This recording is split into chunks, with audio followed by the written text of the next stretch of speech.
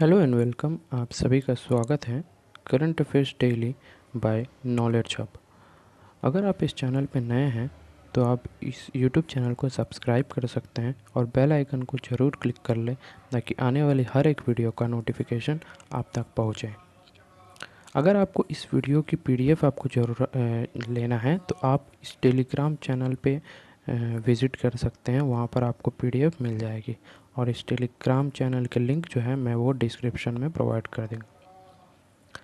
Start करते हैं। आज है 3 दिसंबर 2021 और स्टार्ट करते हैं आज के करंट अफेयर्स।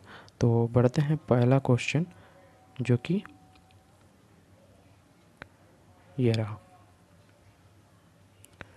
इंडिया की जो अनएम्प्लॉयमेंट रेट है वो 9.3% से बढ़ गई है। मतलब अभी पहले जो भी थी उससे अभी पहले थे 9.1% और अभी बढ़कर हो गई है 9.3%, यानी 0.2% की ग्रोथ हुई है। ये ग्रोथ बहुत ही नेगेटिव कह सकते हैं, यानी ये ख़राब चीज़ है क्योंकि ये अनएम्प्लॉयमेंट रेट की बात हो रही है। देखिए, सबसे पहले जान लेते हैं ये जो सर्वे हुई है, ये जो क्वार्टरली जो बुलेटिन आती है PLFS। सबसे पहले जान लेते हैं ये जो सर्वे है, ये जो PLFS, ये जो ऑर्गेनाइजेशन है, ये एक सर्वे है जो कि जिसका फुल फॉर्म है पीरियोडिक लेबर फोर्स सर्वे। ये आती है नेशनल स्टैटिस्टिकल ऑफिस के तहत, यानी ये इनकी एक सर्वे ग्रुप है जो कि सर्वे करती है। ये ऐसी जितने भी बहुत सारे इंडिया में जो सर्वेस होते हैं, जो स्टैटिस्टिक्स होते हैं, जितने भी डेटा हम लोगों को ज़रूरत पड़ता है वो ये और ऑफिस देखती है। और ये office ministry of statistical programme implementation, ये इसके तहत आती है। इसके मिनिस्ट्री के अंडर ये ऑफिस आती हैं। और इम्पॉर्टेंट ये है, इसमें अगर थोड़ी सी स्टैट्स अगर आपको पढ़ने की ज़रूरत है तो आप देख सकते हैं। अनएम्प्लॉयमेंट जो रेट है जो कि अर्बन एरियाज़ में जो 15 साल से ऊपर जो एज के जो लोग हैं उनकी परसेंटेज बढ़ गई है, जो कि मैंने पहले ही आपको बताया था। 9.1 थी प्रीवियस ईयर सेम पीरियड के लिए। अब ये कौन सी पीरियड है? जनवरी से लेके मार्च, ये पीरियड में लास्ट ईयर 2020 में 9.1 थी और अभी बढ़कर हो गई है 9.3%, यानी 0.2% की बढ़ोतरी हो गई है। अब ये क्यों हुई है, आप एक और रिपोर्ट है उससे आपको क्लियर हो जाएगा। जो रिपोर्ट है वो है लेबर फोर्स पार्टिसिपेशन रेट, यानी जो लेबर है इंडिया में, जो लेबर है उसकी बात करें, जो कि 15 साल से ऊपर के हम लोग काउंट करते हैं क्योंकि प्रीवियस डेटा में भी हम लोगों ने 15 साल की एज के लिए हैं। तो उसमें ये कह रहे हैं कि लास्ट ईयर में सेम पीरियड का बात कर रहे हैं, उसमें पहले थे 48.1% थे पार्टिसिपेशन।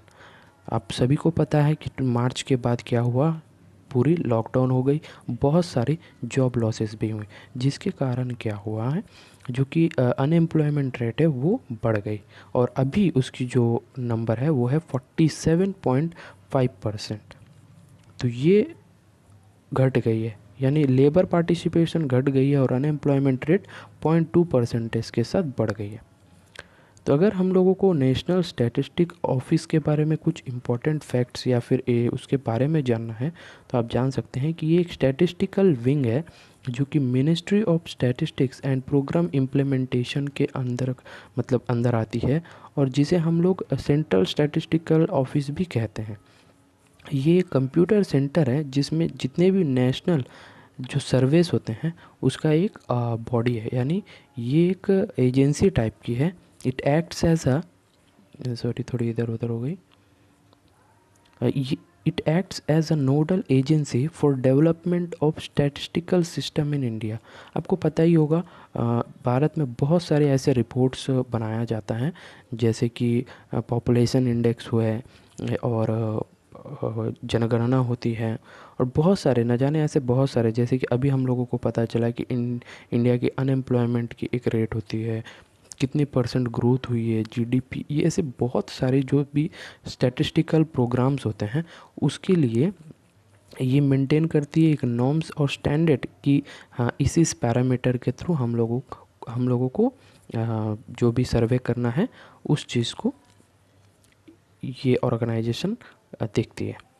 ठीक है, ये है पहली हो गई। अब बढ़ते हैं अगली करंट अफेयर्स पे। तो इसमें है 2021 एडिशन ऑफ WCM रिपोर्ट, जिसमें IFFCO रैंक किए है फर्स्ट, जो कि टॉप 300 कोऑपरेटिव्स है वर्ल्ड के।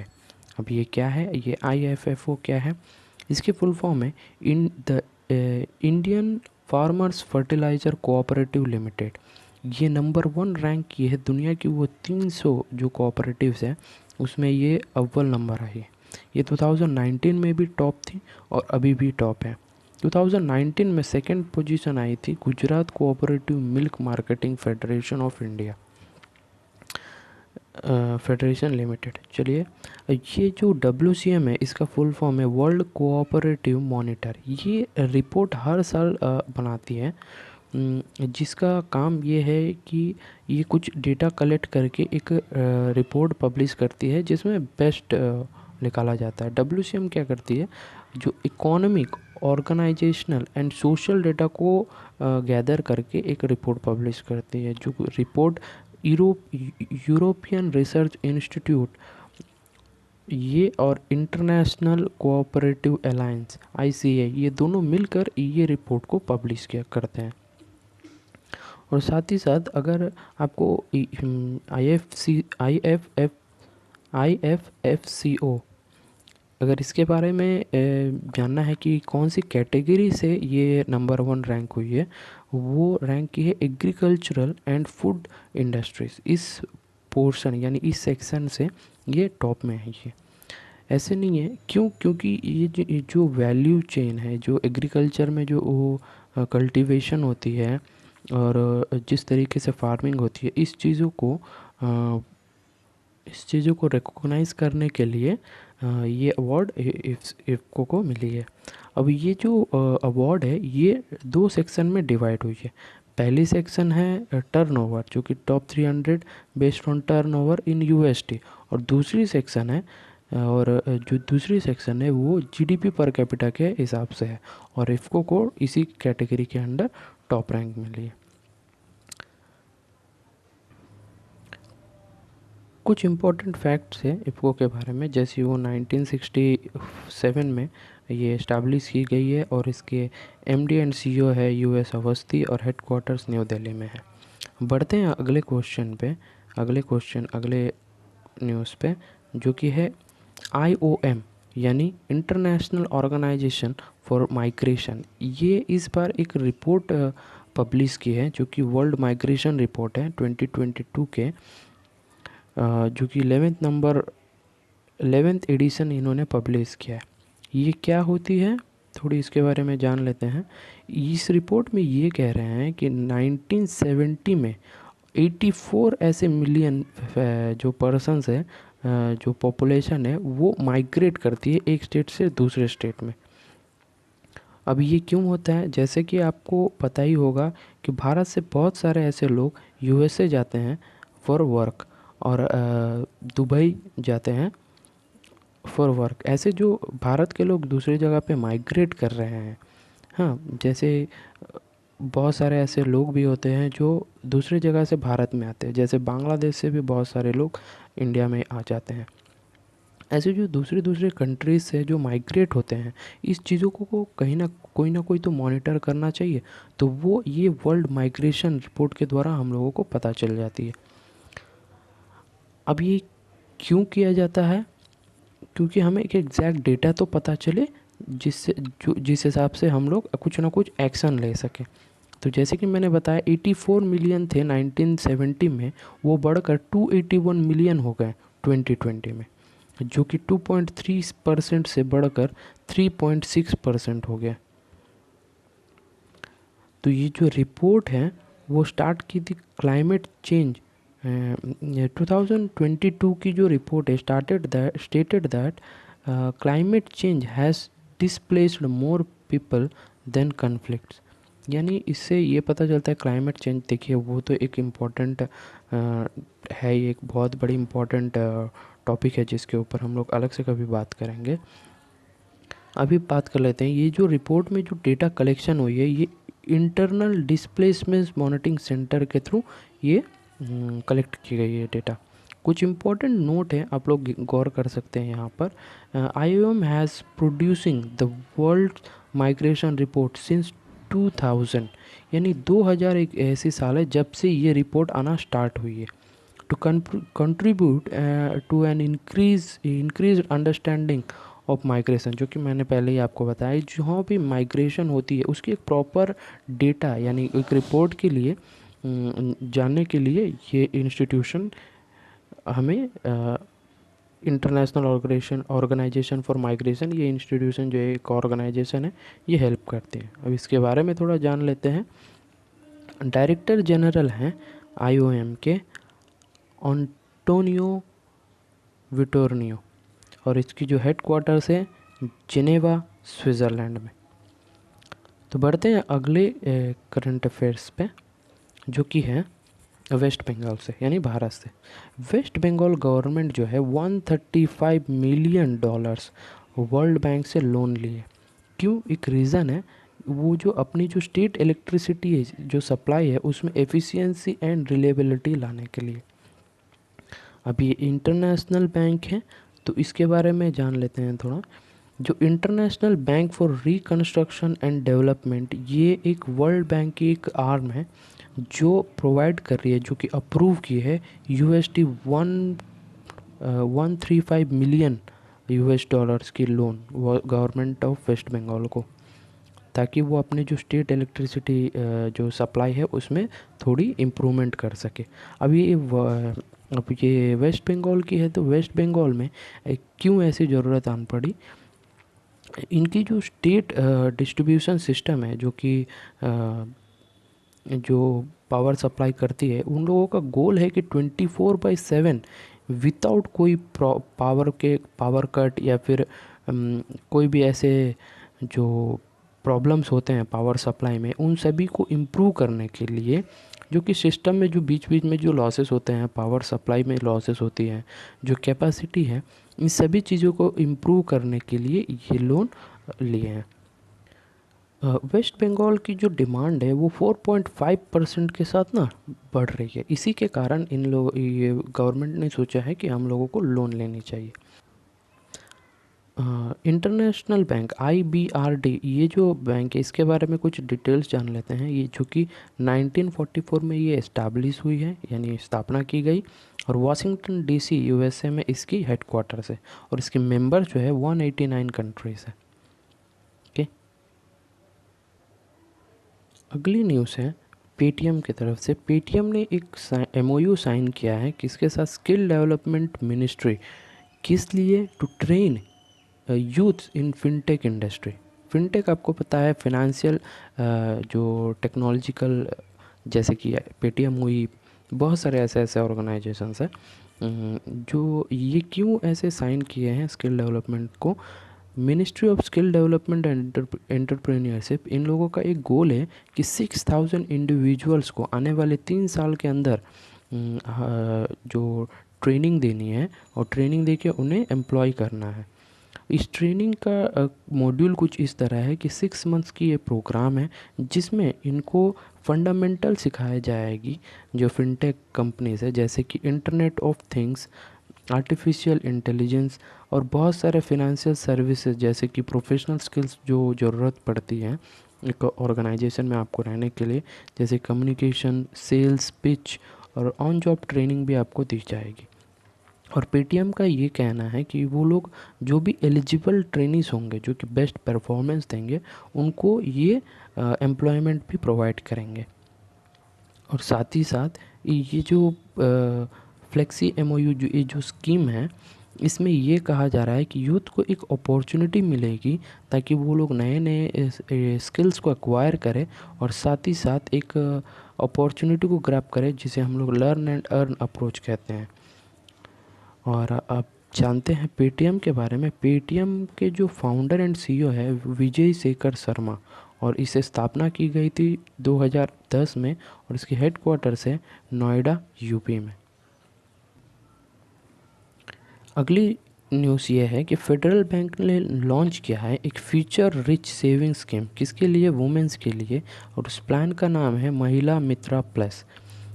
ये जो प्राइवेट बैंक है फेडरल बैंक, ये इनका एक गोल है कि ये जो जेंडर डाइवर्सिटी होती हैं इसके थीम को लेकर, और इनकी कुछ एनवायरमेंटल सोशल एंड गवर्नेंस के गोल्स है, जिसके कारण ये लोग चाहते हैं कि वुमेन्स को थोड़ी ज़्यादा प्रेफरेंस दें, और इनको नए नए जो फीचर्स हैं फाइनेंशियल प्लानिंग और इन्वेस्टमेंट के, वो इनको प्रोवाइड करें।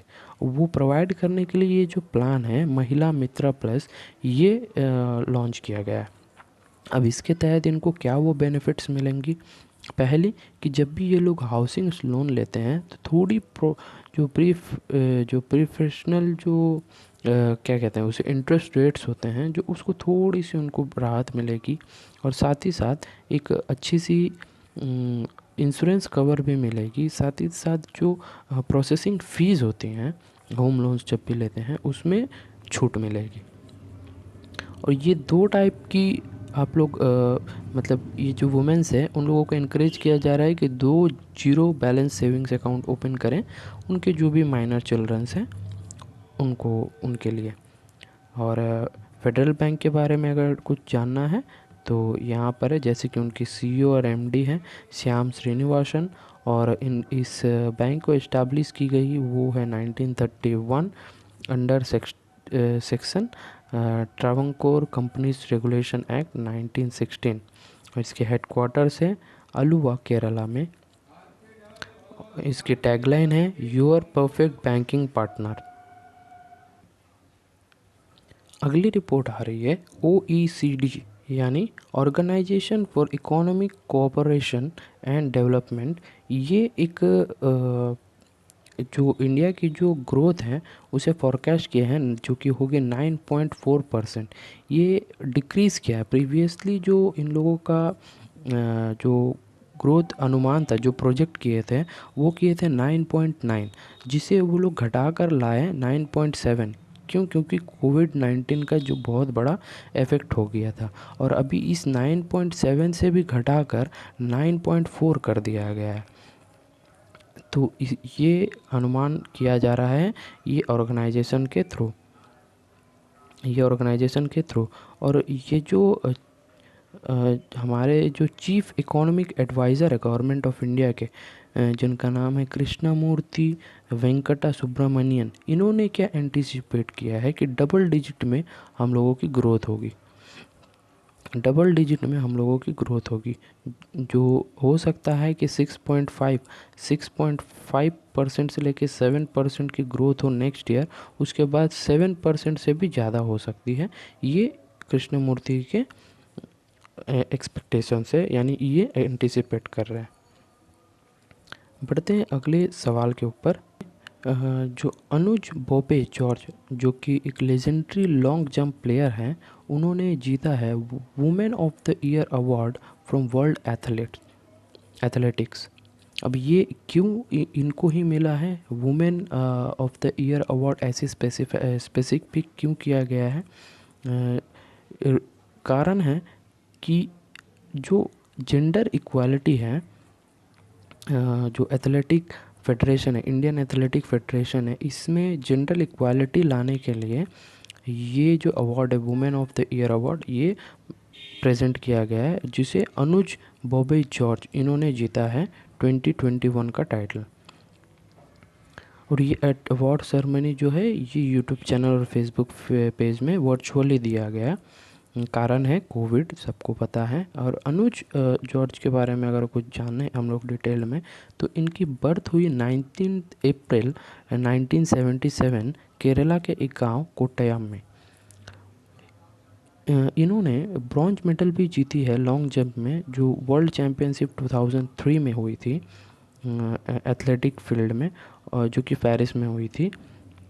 और फर्स्ट इंडियन एथलीट बन गए जिनको वर्ल्ड चैम्पियनशिप में जो जंप किए थे वो 6.7 मीटर 70 मीटर की जंप लगाने के कारण इन्हें ब्रॉन्ज मेडल मिला था। और साथ ही साथ 2005 में इनको गोल्ड मेडल भी मिला। IAAF जो ऑर्गेनाइजेशन है, जैसे कि international association for athletic federation, इनके तरफ से इनको मिली है। और साथ ही साथ इनको बहुत ही इम्पोर्टेंट कुछ अवार्ड्स भी मिली है, जैसे कि अर्जुना अवार्ड 2002 में, और मेजर ध्यानचंद खेल रत्न अवार्ड 2003 में। इनको पद्मश्री से भी सम्मानित किया गया 2004 में, और life time achievement award BBC के तरफ से मिला 2020 में। और ये जो वर्ल्ड एथलेटिक ऑर्गेनाइजेशन है, इसके बारे में अगर कुछ जानना है तो प्रेसिडेंट सेबास्टियन कोई और प्रेसिडेंट है अभी। और हेडक्वार्टर्स की बात करें तो ये मोनाको यूरोप में है, और इसे स्थापना किया गया 1912 में। कुछ इम्पोर्टेंट और अवार्ड से आप यहाँ से जान सकते हैं। अगली न्यूज़ आ रही है अरुणाचल प्रदेश से। उन्होंने एक इंडिजिनस फेथ डे को ऑब्ज़र्व किया, सेलिब्रेट किए दिसंबर 1 को। ये हर साल किया जाता है ताकि एक हुआ दिसंबर 1 को एक बर्थ एनिवर्सरी है किनके, गोल्गी बोते तिलाम रुकबो, ये इंसान है। उनकी बर्थ एनिवर्सरी को सेलिब्रेट करने के लिए हर साल 2013 से इस चीज़ को सेलिब्रेट किया जा रहा है। इन्हें कहते भी हैं फादर ऑफ इंडिजिनस फेथ। इसी कारण अरुणाचल प्रदेश में ये सेलिब्रेट किया जा रहा है। और इस जो मीटिंग हुई थी, जो फंक्शन हुआ था, उसमें गवर्नर ऑफ अरुणाचल प्रदेश जो कि ब्रिगेडियर डॉक्टर BD मिश्रा, जो कि रिटायर्ड ऑफिसर है, वो भी अटेंड किए। और साथ ही साथ जो चीफ मिनिस्टर है प्रेमा कुंडू, इन्होंने भी अटेंड किया। और ये पूरी जो सेरेमनी हुई थी वो हुई थी ईटानगर, जो कि अरुणाचल प्रदेश की कैपिटल में है। साथ ही साथ आपको अगर जानना है तो यहाँ पर कुछ हाइलाइट्स हैं, आप इसे पढ़ सकते हैं। एक और न्यूज़ है जो कि दिसंबर 1 से ही स्टार्ट हुई है। इसकी पड़ोसी स्टेट नागालैंड में भी एक फेस्टिवल होता है, हॉर्नबिल फेस्टिवल। ये हॉर्नबिल फेस्टिवल दिसंबर 1 से स्टार्ट हुई है, और ये 10 दिन तक 10 डेज तक ये चलेगी।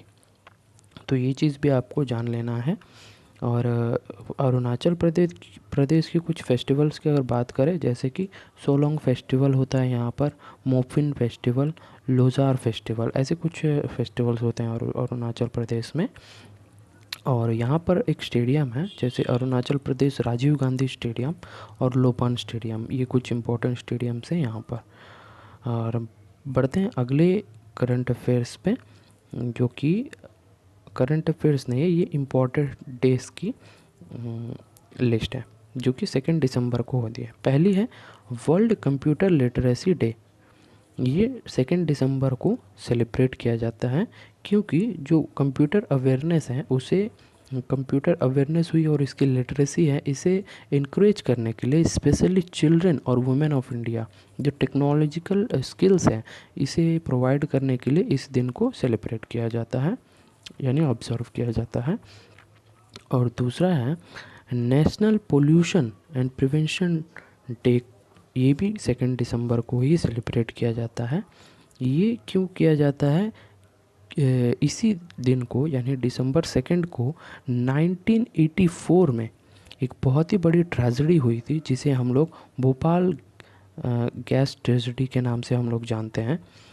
जो हुआ ये था, जो मीथेन है, अराउंड 45 टन्स ऑफ मीथेन जो है, मिथेल आइसोसाइनाइड, ये जो डेंजरस गैस है, ये लीक हो गई, जिसके कारण बहुत सारे लोग, ऑलमोस्ट थाउजेंड्स ऑफ पीपल यहाँ पर इस इंसिडेंट में अपनी जान गंवा बैठे। तो इसी के कारण इस ट्रेजेडी को ही हम लोगों को एक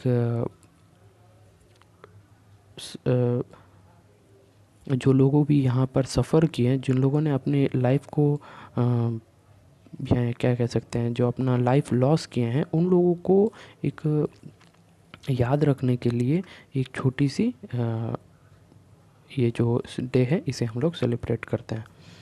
सेलिब्रेट नहीं कह सकते हैं इसे, ये तो सेलिब्रेट की बात है ही नहीं। इसे ऑब्ज़र्व किया जाता है ताकि उस दिन को याद करें और ऐसी दुर्घटना और कभी भी ना हो भारत में। भारत में ही नहीं, पूरी दुनिया में भी कहीं ना हो ऐसी ट्रेजेडी। और तीसरी है international day for abolition of slavery. ये जो प्रॉब्लम्स होती है जैसे कि human trafficking, sexual exploitation, child labour, forced marriage, ऐसे बहुत सारे ना इलीगल एक्टिविटीज़ होती हैं। तो इसी चीज़ों को रोकने के लिए एक अवेयरनेस किया जाता है और उस अवेयरनेस को सेलिब्रेट, उस अवेयरनेस को एक सेलिब्रेट भी कह सकते हैं या तो फिर एक पॉइंट करने के लिए हम लोग 2 दिसंबर को इस डे को सेलिब्रेट करते हैं, सेलिब्रेट या को भी पॉइंट करते हैं, जो भी है। तो ये थे आज के करंट अफेयर्स। और अगर आपको ये वीडियो अच्छी लगी है तो ज़रूर लाइक करें। और अगर आप इस चैनल पे नए हैं, current affairs daily by knowledge, आप इस चैनल पे नए हैं तो आप यूट्यूब चैनल को सब्सक्राइब कर सकते हैं।